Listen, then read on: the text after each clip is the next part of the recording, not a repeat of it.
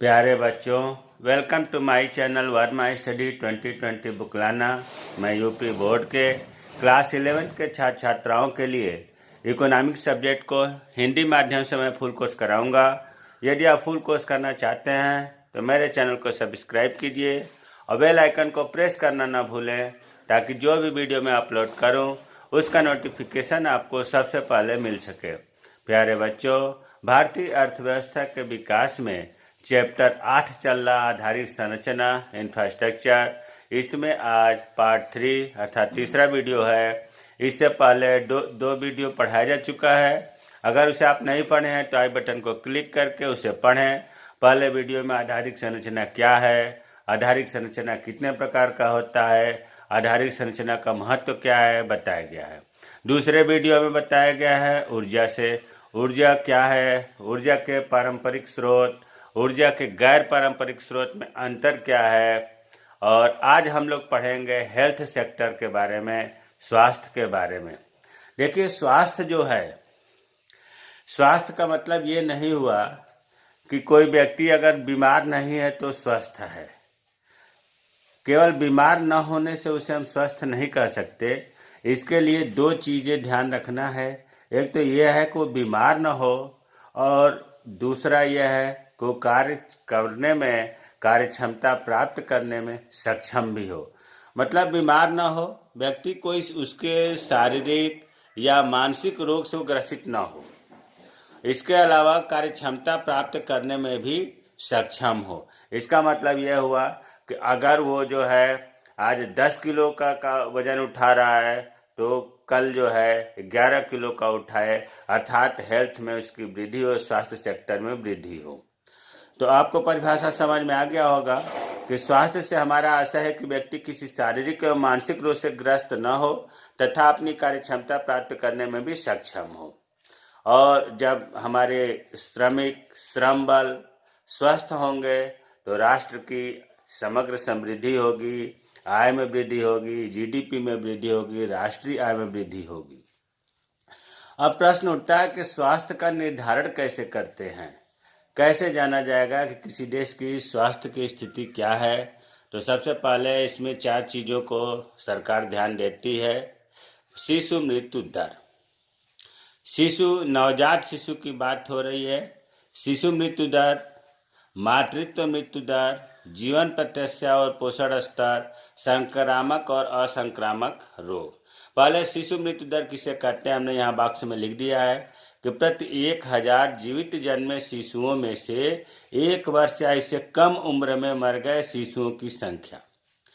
मतलब 1000 जीवित बच्चे हैं जन्म जो लिए हैं, उनमें कौन 1 वर्ष से अंदर, 1 वर्ष या इससे कम उम्र में कितने शिशु मर गए, उसे हम कहते हैं शिशु मृत्यु दर। यह आंकड़ा है कि 1951 में 146 शिशु मृत्यु दर थी। 1000 बच्चों में जो जन्म लिए थे उनमें 146 बच्चे का मतलब नवजात शिशु की बात हो रही है, 146 शिशु मर गए। ये संशोधन होकर के 2016 में 34 है, अर्थात 1000 जीवित जन्मे शिशुओं में 34 शिशु अब भी मरते हैं। तो हमें उम्मीद है कि शिशु मृत्यु दर समझ में आ गया होगा। दूसरा है मातृत्व मृत्यु दर। मातृत्व मृत्यु दर ये जो है प्रेगनेंसी के दौरान या शिशु के जन्म के कारण मां के मृत्यु के दर को कहा जाता है। ये भी समझ में आ गया होगा। तीसरा है जीवन प्रत्याशा। जीवन प्रत्याशा का मतलब ये हुआ कि वो कितने लंबे समय तक जीवित रह रहा है, कितने लंबे समय तक जीवित है, इसके हम औसत आयु को जीवन प्रत्याशा कहते हैं। पहले ये आंकड़ा जो अब इस समय 68.9 है, जबकि 1951 में ये मात्र 38 था। तो जीवन प्रत्याशा जीवन जीने की आशा, अर्थात अधिकतर औसत निकाला जाता है कि कितने लोग जीवित अब रह रहे हैं, कितने साल, वर्ष। संक्रामक और असंक्रामक रोग का भी ध्यान देते हैं। संक्रामक रोग का मतलब कि जो एक दूसरे के संपर्क में आने से फैलता है, जैसे अतिसार हुआ, मलेरिया हुआ, टीबी हुआ, कोरोना हुआ, असंक्रामक रोग में डायबिटीज, मधुमेह हुआ, कैंसर हुआ, हृदय रोग हुआ, ये असंक्रामक रोग हैं। तो स्वास्थ्य का निर्धारण इन 4-5 बिंदुओं को ध्यान में रख करके किया जाता है।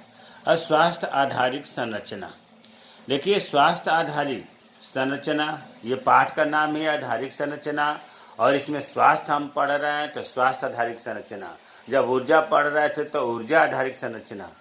तो स्वास्थ्य आधारिक संरचना में कौन कौन से घटक, कौन कौन से इसमें आते हैं? तो स्वास्थ्य आधारित संरचना में देखिए अस्पताल आता है, अस्पताल है तो डॉक्टर भी होंगे, नर्स भी होंगे, अर्ध चिकित्सा कर्मी, पैरामिलिट्री वाले, पैरामेडिकल वाले भी होंगे, अस्पतालों में उपकरण भी होगा और मेडिकल स्टोर भी होगा। इन सब को अगर हम कहें कि ये स्वास्थ्य आधारित संरचना के अंतर्गत आते हैं। अब सबसे महत्वपूर्ण बात, केंद्र सरकार स्वास्थ्य संबंधी नीतियां एवं योजनाएं बनाती हैं। यहाँ यह ध्यान देना है कि एक संस्था है केंद्रीय स्वास्थ्य एवं परिवार कल्याण परिषद। केंद्रीय स्वास्थ्य एवं परिवार कल्याण परिषद की सहायता से केंद्र सरकार जो है 3 काम करती है। केवल अकेले केंद्र सरकार ने इसकी सहायता से, किसकी सहायता से? केंद्रीय स्वास्थ्य एवं परिवार कल्याण परिषद की सहायता से क्या करती है केंद्र सरकार? स्वास्थ्य संबंधी नीतियाँ, पॉलिसी एवं योजनाएं बनाती हैं, सूचनाएं इकट्ठा करती है, स्वास्थ्य कार्यक्रमों को लागू करने के लिए राज्य सरकार को, केंद्र शासित प्रदेशों को, अन्य निकायों को वित्तीय सहायता भी देती है केंद्र सरकार केंद्रीय स्वास्थ्य एवं परिवार कल्याण परिषद की सहायता से। अब आते हैं स्वास्थ्य आधारित संरचना की स्थिति क्या है, हमारे देश में स्थिति क्या है। तो देखिए सरकारी अस्पताल और मेडिकल स्टोर, दवाखाना, दोनों की मिलाकर के आंकड़ा दिया गया है। तो सरकारी अस्पताल और मेडिकल स्टोर मिलाकर के 1951 में 9,300 थी संख्या, जो 2013 में बढ़ करके ये 51,300 हो गई, अर्थात काफ़ी वृद्धि हुई है। उसी तरह से बेड की बात कर रहे हैं सरकारी अस्पतालों में, प्राथमिक स्वास्थ्य केंद्र में, प्राइमरी हेल्थ सेंटर के अंदर जो बेड हैं 1951 में 1,20,000 मतलब 1.2 लाख थे, जो 2013 में ये बेड 7.1 लाख संख्या पहुंच गई। अब उसी तरह से नर्सिंग कर्मियों की संख्या या नर्सों की संख्या 1951 में 18,000 थी, ध्यान दो ये हज़ार में है, लेकिन 2017 में यहाँ 13 के आंकड़े थे, यहाँ 2017 के आंकड़े मिले हैं। तो 1951 में 18,000 थे नर्सों की संख्या, अब ये 2017 में 28.8 लाख संख्या पहुंच गई। एलोपैथी डॉक्टरों की संख्या 1951 में 62,000 थी, जो 2017 में 10.4 लाख मतलब 10,04,000 संख्या पहुंच गई। तो ये हमारे स्वास्थ्य आधारित संरचना के कुछ डाटे थे। इसी से रिलेटेड और एक यहाँ है कि स्वास्थ्य आधारित संरचना के विस्तार से कुछ बीमारियों का अपने देश से उन्मूलन हो गया, समाप्त हो गया, जैसे चेचक, पोलियो, स्नायु रोगों का उन्मूलन हो गया है। भारत में 70% से अधिक अस्पतालों का संचालन निजी क्षेत्र कर रहा है। प्राइवेट सेक्टर में 100 में 70 अस्पताल जो हैं वो निजी क्षेत्र के हैं, प्राइवेट हैं। उनके पास अस्पतालों में उपलब्ध बेडों का 2/5वां हिस्सा है। जो प्राइवेट अस्पताल हैं वो कुल जो बेड है 5 में 2 प्राइवेट हॉस्पिटल या निजी क्षेत्र में ही बेड है।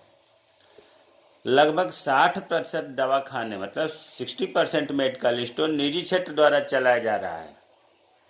और निजी क्षेत्र इतना ही नहीं, 80% बहिर्रोगियों और 40% अंतर रोगियों का स्वास्थ्य का भी इलाज करता है। तो हम ये देख रहे हैं कि निजी क्षेत्र जो है सरकारी क्षेत्र से ज़्यादा स्वास्थ्य क्षेत्र में कार्य कर रहा है। यहाँ आया 80% बहिर्रोगियों और अंतर रोगियों में अंतर ये है कि बहिर्रोगियों का मतलब हुआ कि कोई पेशेंट है अपना गया पर्चा कटाया, डॉक्टर के पास गया, परेशानी बताया, डॉक्टर से लिखवाया, फिर दवा लिया और घर चला गया। वहाँ वो रुका नहीं। जबकि अंतर रोगियों का मतलब हुआ कि कम से कम एक नाइट रुकने की बात हो रही है, वहाँ पर रुकेगा हॉस्पिटल में, उसे अंतर रोगियों कहते हैं।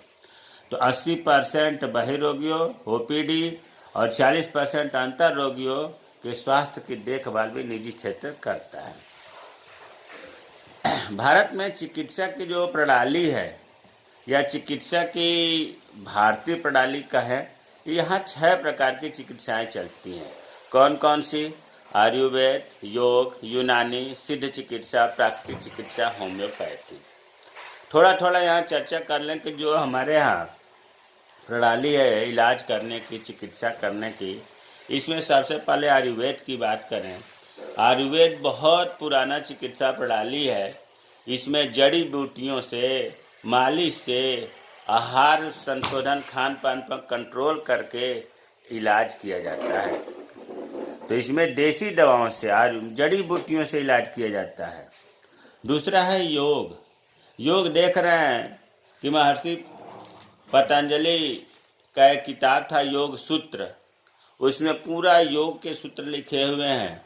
योग से बाबा रामदेव अपने देश में नहीं विदेशों में भी तमाम चिकित्सा कर रहे हैं, तो योग समझ रहे होंगे। तीसरा है यूनानी। देखिए यूनानी भी चिकित्सा प्रणाली है, इसमें भी, इससे भी बीमारियों का इलाज होता है। जैसे आयुर्वेद चिकित्सा प्राकृतिक चिकित्सा द्वारा होता है, वैसे यूनानी पद्धति से भी इलाज होता है। सिद्ध चिकित्सा, सिद्ध चिकित्सा आपके लिए हो सकता है नया टर्म हो, तो यहाँ हम बता दें कि सिद्ध चिकित्सा ये लगभग आयुर्वेद चिकित्सा के समान है। अंतर क्या है कि देखिए जो आयुर्वेद है, पहले आयुर्वेद की बात कर रहा हूँ। आयुर्वेद जो है चिकित्सा प्रणाली में बाल्यावस्था बच्चों का, प्रौढ़ावस्था अडल्ट का, वृद्धावस्था में कफ, क्या होता है? कफ, उसके बाद पित्त और वात। आयुर्वेद जो है कफ, पित्त, वात की प्रमुखता को मान्यता देता है, जबकि सिद्ध चिकित्सा इसका उल्टा, मतलब ये सबसे फर्स्ट नंबर पर ये वात मानता है।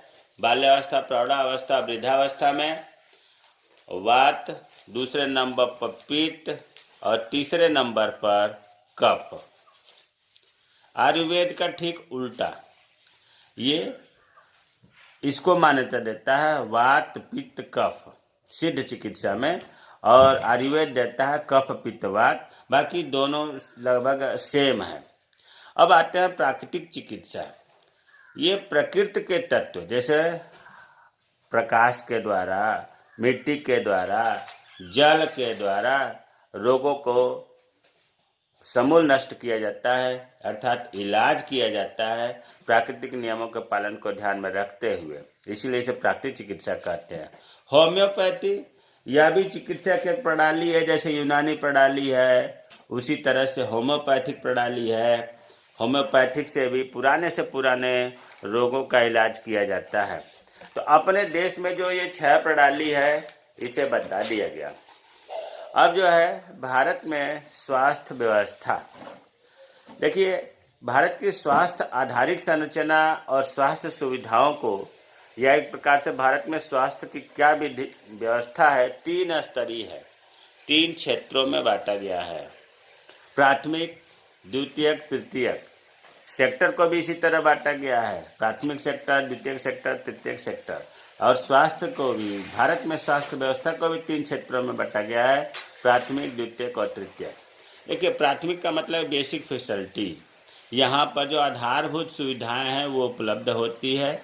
बड़े से बड़े रोगों का इलाज यहाँ नहीं होता है, न ही यहाँ पर कोई ऑपरेशन का या अन्य बड़े एक्सरे का, ईसीजी का, ये सब सुविधाएं नहीं होती है। प्राथमिक में एक डॉक्टर होगा, एक नर्स होगा, कुछ थोड़ा बहुत दवाएं होंगी, और प्राथमिक जो है गांव और छोटे कस्बों में खोला जाता है प्राथमिक स्वास्थ्य। प्राथमिक में यहाँ पर जैसे सर्दी हुआ, जुकाम हुआ, इमिडिएटली फर्स्ट एड पर किसी को कोई दिक्कत हो गई तो ये वहाँ पहुँचता है आदमी और वहाँ उसका इलाज होता है। अगर एक डॉक्टर है तो ठीक है, नहीं है तो फिर वहाँ सुविधा नहीं मिल पाती है। अब द्वितीयक क्षेत्र या द्वितीयक व्यवस्था, यहाँ इससे थोड़ी सी अच्छी व्यवस्था होती है। यहाँ पर सर्जरी भी होती है, एक्सरे करने की व्यवस्था होती है, ईसीजी की व्यवस्था होती है। और ये जो जिले लेवल पर या बड़े कस्बों में ये खोले जाते हैं। यहाँ पर ऐसा नहीं है कि केवल द्वितीयक ही होगा, प्राथमिक क्षेत्र का भी, मतलब प्राथमिक में जो इलाज होता है वो यहाँ भी होता है। द्वितीयक में प्राथमिक और द्वितीयक दोनों प्रकार का ट्रीटमेंट होता है। बहुत बड़ा अगर जैसे मान लो कैंसर का किसी का इलाज कराना है तो यहाँ नहीं होगा, फिर वो तृतीयक क्षेत्रक में भेज दिया जाएगा। तो प्राथमिक क्षेत्रक गांव लेवल पर छोटे कस्बों में, द्वितीयक क्षेत्रक जो है जिले लेवल पर या बड़े कस्बों में खोला जाता है। अब तृतीयक क्षेत्रक की बात करें, यहाँ उच्च स्तर के उपकरण होंगे, बहुत महंगे इलाज करने वाले, जांच करने वाले उपकरण होंगे, दवाइयाँ भी होंगी, गंभीर स्वास्थ्य समस्याओं का, भयानक से भयानक जो बीमारी है उसका भी यहाँ इलाज होता है। मतलब इसमें तृतीयक में फर्स्ट, प्राथमिक और द्वितीयक के जो ट्रीटमेंट होते हैं वो भी होगा। अर्थात यहाँ बच्चे के जन्म से लेकर के और उसके निपटने तक का भी इलाज यहाँ होता है। जैसे एम्स है जो नई दिल्ली में, और पीजीआई है चंडीगढ़ में इत्यादि, ये बड़े बड़े संस्थान इसमें होते हैं। एम्स का पूरा नाम है all India institute of medical science. अब कुछ जो है रिलेटेड आंकड़े हैं कि भारत में स्वास्थ्य क्षेत्र में व्यय, हेल्थ सेक्टर में भारत सरकार जीडीपी का मात्र 4.7% व्यय करती है। जीडीपी का मात्र 4.7% हेल्थ सेक्टर में भारत सरकार व्यय करती है। यह अन्य देशों के मुकाबले बहुत कम है। अगला डाटा है, भारत में विश्व की कुल जनसंख्या के लगभग 17% जनसंख्या निवास करती है। विश्व में जितनी आबादी है उसका 17% जनसंख्या भारत में निवास करती है, लेकिन इस देश पर विश्व के कुल रोगियों का 20% बोझ है। देखो, विश्व की कुल जनसंख्या का तो 17% जनसंख्या निवास करती है और विश्व के कुल जितने रोगी हैं उसका 20% भारत में है। कहने का मतलब है कि भारत में पेशेंट या रोगी ज़्यादा हैं, रोगियों का बोझ ज़्यादा है, जिसको हम कहते हैं जीबीडी। अब हम इस जीबीडी को समझ लेते हैं। इसकी हिंदी होती है विश्व रोग भार, जीबीडी। छोटे प्रश्न में पूछा जाता है कि विश्व रोग भार क्या है। तो इसमें विश्व रोग भार जो है ये एक प्रकार का सूचना प्राप्त करने के लिए है विशेषज्ञों को। जो डॉक्टर होते हैं, बड़े बड़े विशेषज्ञ होते हैं स्वास्थ्य क्षेत्र में, उनको इससे दो बातों की जानकारी मिलती है। एक तो जानकारी ये मिलती है कि असमय मरने वालों की संख्या, मतलब किसी रोग के कारण वो असमय, मतलब नेचुरल डेथ नहीं, जल्दी मर जाना कि आंकड़े उनको प्राप्त होता है। और दूसरा ये होता है कि अगर कोई व्यक्ति वो बीमार था किसी बीमारी से और रोगों के कारण वो कितने साल तक झेला, कितने साल तक वो जीवित रहा, रोग होने के बाद वर्षों, कितने वर्ष तक जीवित रहा, इन दोनों चीज़ों को जब विशेषज्ञ जानकारी करते हैं उसे विश्व रोग भार कहते हैं। वही लिखा है, विश्व रोग भार एक सूचक है, सूचना देने वाला है, जिसका प्रयोग विशेषज्ञ किसी विशेष रोग के कारण असमय मरने वाले लोगों की संख्या के साथ साथ रोगों के कारण असमर्थता में बिताए सालों, मतलब बिताए वर्षों की संख्या जानने के लिए किया जाता है। तो दो चीज़ इससे ज्ञात होता है विश्व रोग भार से, असमय मरने वाले लोगों की संख्या और दूसरा रोगों के कारण असमर्थता में बिताए सालों की संख्या। अब ये इसकी परिभाषा हो गई। अब भारत में जीडीबी मतलब विश्व रोग भार के आधे से अधिक हिस्से के अंतर्गत अतिसार, अतिसार का मतलब डायरिया, दस्त होना, मलेरिया, क्षय रोग, टीबी जैसी संक्रामक बीमारियां आती हैं। जो जीडीपी, जो विश्व रोग भार में सबसे ज़्यादा आधे से अधिक मरीज इन 3 क्षेत्रों से आते हैं, अतिसार, मलेरिया और टीबी रोगों से। प्रत्येक वर्ष 5 लाख बच्चे जल संक्रमित रोगों से मर जाते हैं। कुपोषण और टीके की दवा की अपर्याप्त पूर्ति के कारण प्रत्येक वर्ष 22 करोड़ बच्चे मौत के शिकार हो जाते हैं। यहाँ आंकड़े दिए गए हैं कि जल संक्रमित रोगों से कितने बच्चे प्रतिवर्ष मरते हैं, 5 लाख। और टीका और खान पान की व्यवस्था अच्छी न होने के कारण कितने बच्चे मरते हैं, 22 करोड़। ये भारत का डाटा है। ग्रामीण इलाकों में प्रत्येक 1 लाख लोगों पर 0.36 अस्पताल। इसका मतलब ये हुआ 1 लाख लोगों पर 0.36 का मतलब अगर हम इसे 10 लाख कर दें तो ये होगा 3.6। मतलब 10 लाख लोगों पर लगभग 4 अस्पताल हैं। कितने कम हैं, जबकि शहरी इलाकों में यह संख्या 1 लाख आबादी पर ही 4 हैं, 3.6 अस्पताल हैं। भारत में 15 वर्ष से कम लगभग 3 लाख लड़कियों का गवर्नमेंट शादी का एज लड़कियों का 18, लड़कों का 21 है, लेकिन भारत में 15 वर्ष से कम 3 लाख लड़कियां कम से कम ऐसी हैं जो शादी हो गई है, और शादी नहीं है बल्कि कम से कम एक बच्चे की माँ भी हैं 15 वर्ष से कम। 15 से 49 आयु समूह, 15 से 49 आयु समूह में शादीशुदा महिलाओं में आधे से ज़्यादा 50% से ज़्यादा एनीमिया मतलब लौह न्यूनता, ऐसे आप कहो कि खून की कमी से ग्रसित हैं, रक्त अल्पता की कमी से ग्रसित हैं। 15 से 49 वर्ष की महिलाओं की बात हो रही है जो शादीशुदा हैं। तो अपने यहाँ इन आंकड़ों से ये लग रहा है कि हेल्थ सेक्टर में सुधार अभी बहुत ज़रूरी है। बहुत अभी हम इसके संदर्भ में पीछे हैं। जीडीपी में भी देख रहे हैं कि बहुत कम सरकार यूज कर रही है। तो मुझे उम्मीद है कि आधारिक संरचना में, इंफ्रास्ट्रक्चर में, हेल्थ सेक्टर से जो हमने आंकड़े आज बताए, जो हमने बातें बताई, समझ में आया होगा। अगर कोई चीज़ नहीं समझ में आया है तो कमेंट बॉक्स में कमेंट करें, मैं रिप्लाई करूँगा।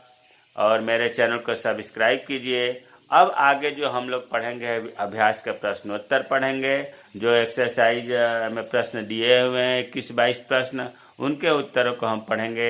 हाँ, उनके उत्तर तभी समझ में आएंगे जब आप ये 3 वीडियो देख रहेंगे, क्योंकि यही चीज़ें उसमें प्रश्न के रूप में पूछा गया है घुमा फिरा करके। तो अगला वीडियो हम देखेंगे अभ्यास के प्रश्नोत्तर। जय हिंद, जय भारत।